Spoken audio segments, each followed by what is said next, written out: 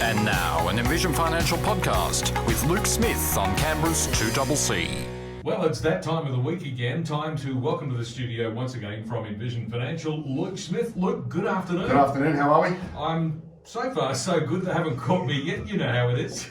Well, it seems to be like we're in here every other day at the moment. So. And I see that you've once again brought along another bodyguard. Yes. What is it? You don't trust me? Well, I do, but you know, the chief of security here, Mr. Miller, he's a very scary individual. So. Well, please introduce us and tell us why he's here. Yeah, so as we have an extension of Property Month, I thought it would be really advantageous to get Chris in. Chris is the Managing Director of Vantage Strata, and as most people would know, as part of your broader investment opportunities, that could be buying into a unit complex or into something that has a strata component to it, or a body corporate where you have a collective of dwellings. And that could be a group of townhouses, that could be a group of units. And Chris's company do a very good job of managing a number of units because the business has grown exponentially over the last 7-8 years? 8 years, yeah, 8 years in October. Yeah, so they manage tens of thousands of units around the country. So I thought it'd be useful to get Chris in to talk about, well, what does Strata do?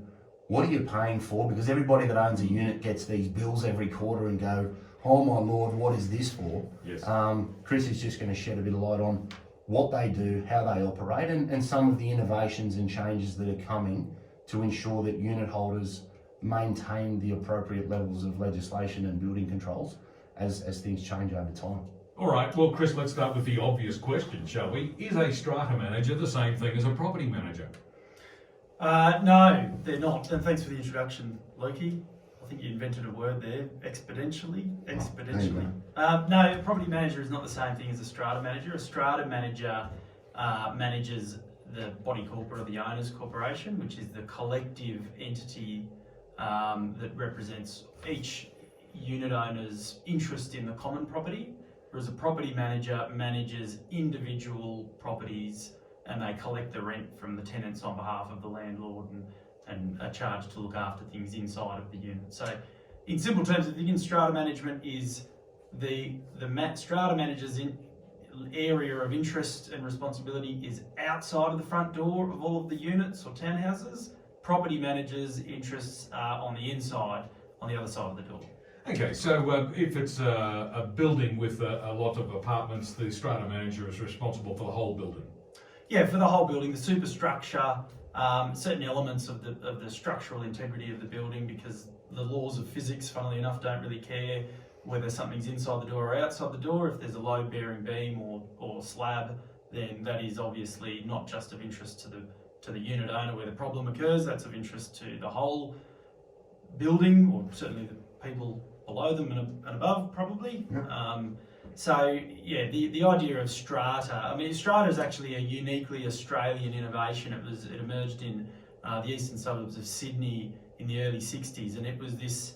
It arose from the desire of these largely wealthier individuals who wanted to own apartments by the ocean, and they set them up as company title arrangements where you would own shares in a company. The company would own the entire building. You would own shares in a company that gave you rights to a certain area of the space. Well, banks and credit unions didn't like that particularly. That was very hard to lend against, notional shares in a company that owned stuff that. So the strata laws were created to allow individual ownership in property, in real property, with the collective ownership in the rest of the building, which was what we call the common property.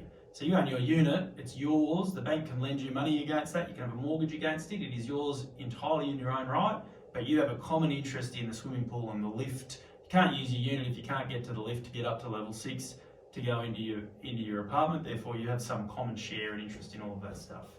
Okay, so obviously there are different types of strata properties. There's the sort that I was talking about, an apartment building. There are also townhouse complexes and apartment complexes and so forth. There's a wide variety. Are there any differences between those particular types of property?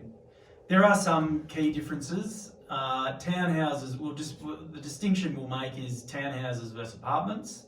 In townhouses, more often than not, the unit, as we define it, is the parcel of land that the townhouse has been built upon, and the unit owner of that unit owns everything on that bit of land and the townhouse, and they're generally responsible for looking after if the roof leaks, if there's a problem with the walls cracking or things of that nature. They've got to take care of the whole lot. In an apartment building, obviously it's a three-dimensional, volumetric, has volumetric qualities to it. It's not possible to define a unit as being, the walls, ceilings and floors of unit 1 without also having some mechanism to ensure that if there's critical maintenance required to the slabs and the columns and the structural walls, that it's clear how the owner's corporation or the body corporate responds to that. So in that circumstance, the person still owns their unit outright, but there is a shared responsibility for things like the structural integrity of the building and certain areas of maintenance that if one person failed to look after it, that impacts every one of their neighbours. And of course, there's when we're talking about strata management, there's also a body corporate, which is actually a committee of owners usually, isn't it? So what's the interaction there? Yeah, so strata, there's some words that are used interchangeably. Some of them are official words and some of them have no meaning, but they're part of the lexicon. So body corporate doesn't feature in any of the legislation in the ACT. There is an owners corporation, which is the collective group of all of the owners, and people sometimes use body corporate as a term that refers to the same thing. There is an elected group of individual owners amongst the owners corporation who form in the ACT what we call the executive committee, or if we're crossing the border into Queanbeyan, which I try not to do too often, but we're talking about a strata committee over in New South Wales. Right. That's another point, isn't it? Because the rules are different in every state and territory, aren't they? Yeah, every state and territory has its own legislation, which is very difficult for operators in the ACT. I'm only joking about the New South Wales stuff. I've got a place there and I'm there all the time. I like to rip my dad because he lives over there. But yeah, operating in the ACT and also operating in New South Wales is really, really complicated and difficult because it's an entirely different legislation. The requirements are different. Even the terms and vernacular can be very different. So it requires a lot of effort to set things up to be ambidextrous. And of course, as investors, people might choose to invest in property anywhere in Australia. So you've got to be aware of these differences in the rules. Yeah, you've got to be aware of the differences, but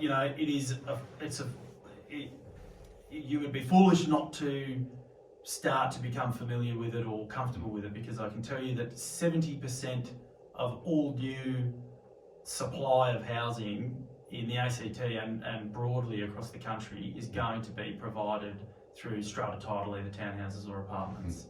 More and more, our communities are organised around efficient hubs of work, play, eating, lifestyle and living, and transport hubs. Light rail is a perfect example of that. So people that will often say, "Oh, don't buy an apartment. You got to buy a bit of land." Well, that's well and good, but God's not making any more land, but he is making a lot more strata units. He certainly is. And when we pay our strata fees, what happens to the money? Where's it going? What's it doing? Well, I'm glad you asked that, because there is a real misconception. People will often say to me, I paid strata, I pay you guys $2,000 a quarter, and for the amount of money you get, you should. Well, the truth is we're just collecting all of that money on behalf of the owners corporation. Our fee in managing the complex is a fraction of that fee that people pay. The vast majority of that goes to things like the building insurance, because in an owners corporation, particularly in an apartment building, you can't insure part of a building. Just like the laws of physics don't care where a unit starts and ends, I can tell you a fire doesn't care a great deal whether it's moving to common property or the neighbour's property. So these buildings have to be insured collectively under one master insurance policy. That's paid for by the owners corporation. That's probably 40% of what your strata fees go to. Then you'll have costs such as water consumption, something that's our friends in New South Wales do much better than they do in the ACT. This is a real rocket for the ACT government to change this. But in the ACT, there's only one water meter for just about every apartment or townhouse complex in Canberra. There is only one master water meter. all water consumed, having showers, washing your dishes, doing anything else, is measured by that 1 metre, and it's paid for by the owners' corporation. So you can be as responsible as you like with water, or there's often disputes arise. People say, well, I'm caravanning around the country half the year, and why should I pay proportionally the same rate of water as the person next door that's got 6, students living there? Well, that's just the way that the arrangements work in the ACT. Yeah, So, and across the border, it's different from that. across the border, I don't know universally if this is a true statement, but they do have individual separate water metering in most jurisdictions of New South Wales that I've been familiar with. And in Queensland, it's become more common as well, because I'm from Queensland, and where I live, we were all requested to install individual water meters, and now that I'm renting my place out, I send the bills to the tenant. Yeah, well, it's actually a real missed opportunity in the ACT that an investor in a strata building in the ACT is potentially prejudiced because of the fact that they can't pass on the cost of water consumption, because the ACT tenancies laws require that if you're going to charge for utilities, it needs to be measurable separately. So that's a complex area, isn't it? It is, yeah. So that's a really good segue into part of the services that you provide as a strata manager, and shed a little light on the difference between some providers and others. And given your scale and the size of your business, if my wife happens to blow the washing machine up at 2 a.m. and there's water spewing out everywhere, what happens then from a strata perspective? Somebody can ring you and say, right, get somebody out of here quick, I'm about to wash the kids down the drain, or? Yeah, well, there's a couple of things that would happen. First and foremost, the question would arise is, what was your wife doing washing the clothes at 2 in the morning? But once we'd overcome that, if there's a major incident, a major emergency of a maintenance nature, then my organisation, Vantage Strata, runs a 24-hour service to respond to that problem, and it does happen regularly. People will, for various reasons, the most common problem is people don't, in a brand new building, within the first couple of months, they don't attach the hoses correctly to the back of the washing machine, and one busts open, and there's a major flooding event. That never happens at 2 p.m. on Thursday. No. That only ever happens at midnight on a Sunday. And the bloke who's ringing is normally, his name's Murphy. Yeah. So we've got a full staffed after hours emergency maintenance response for that. I suppose the difference between us and others is, when you've got scale, you lose certain things, but you gain other things, and the ability to have that sort of resourcing is pretty important. This day and age, when buildings are as complex as they are, and just a lot of stuff can and does go wrong. Yeah. And that is, of course, the other major component of your strata fees is going towards maintenance issues, isn't it? That's right, yeah. A major component is day-to-day maintenance, particularly in apartment buildings. They will any new apartment building will have a fire system. There might be a contract that needs to be in place to look after that. They have hot water tempering valves. They have all sorts of stuff that has a rhythm to it. But then every building has a need to put money aside for the capital repairs, which we call in the ACT the sinking fund. And I call it's akin to your superannuation for your apartment building. It's mandatory. You have to put money into it. But you might not be spending that money for 2 or 3 or 10 years into the future. Luke Smith from Envision Financial is with me, and alongside him, Chris Miller from Vantage Strata. Today we're talking about, what does your strata agent actually do? We'll be back with more in just a moment.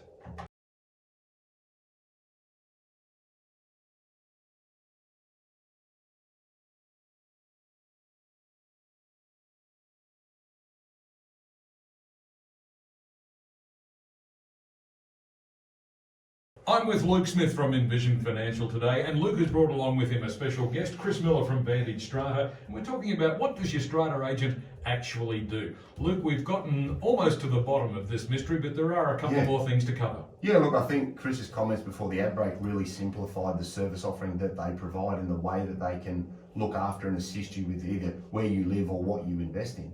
I think going forwards, one of the things that's becoming probably more and more prevalent, you'd see this far more than most, is the electric vehicles, and how do we deal with that in a building context. Can you just touch on how sort of that market is evolving around the electrification of buildings and dealing with innovation and tech?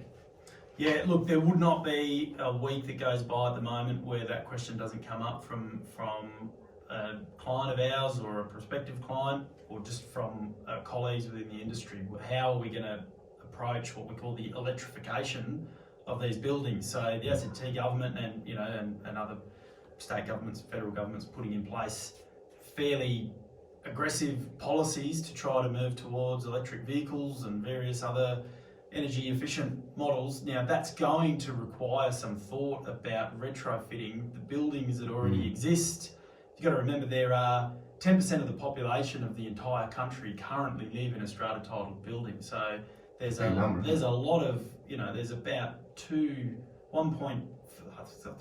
at last measure, it's probably gone up considerably, $1.2 trillion of brick and mortar real estate value, the replacement value, not the real estate value, sorry, of strata titled buildings in the country. They're all going to have to presumably come to terms with upgrading their electricity infrastructure to allow for electronic vehicle charging, and it is not as easy as it sounds. The answer is just not very satisfying, I'm afraid, Luke. It is different for every single building. Most of the buildings that we're dealing with that want to retrofit will have to upgrade the electrical infrastructure to accommodate even a relatively small number of charging stations. More often than not, people are going to be wanting to have a charging station in their own parking bay. They're probably going to have to accept some measure of commonality or communal charging stations, or a cap or a limit to the number of charging bays that could be facilitated without upgrading their building's infrastructure. That's then going to be a similar exercise when we look at gas and shutting down gas for buildings and replacing it with electricity. Now, a lot of people will say, oh, well, I'm glad that doesn't matter for me because we don't have any gas appliances in our apartment. You may well and almost certainly do have gas hot water, and you might not realise that, but the hot water will be centrally heated and then delivered to your front door and then measured through a flow meter about how much gas you've consumed. But that's all heated by gas. Very few buildings are heated by electricity at the moment. That's going to have to be retrofitted over the coming decades, and there's a fairly long time horizon, but the time to start planning and putting money aside and working out the engineering of all of that stuff is now. Yeah, and that's again picked up through the sinking fund and allowances for that in forecasting of budgets and the collection of information. You need a manager with some expertise in facilities management to be able to assist you through mapping out that process.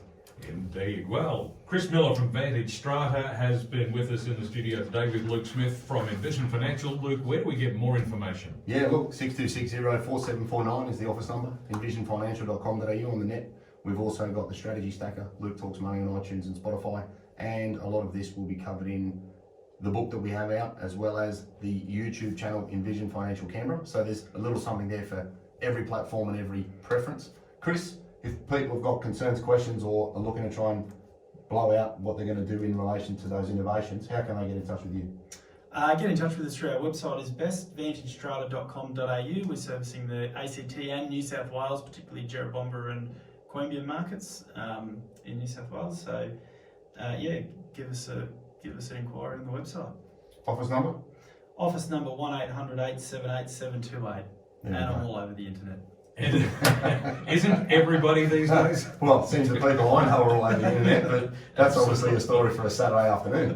Sure it is. Thanks very much for coming in today. Thanks, gents. Thanks, mate. That's Chris Miller from Vantage Strata and Luke Smith from Envision Financial. And Luke will be back with us again at the same time next Friday afternoon right here on 2CC.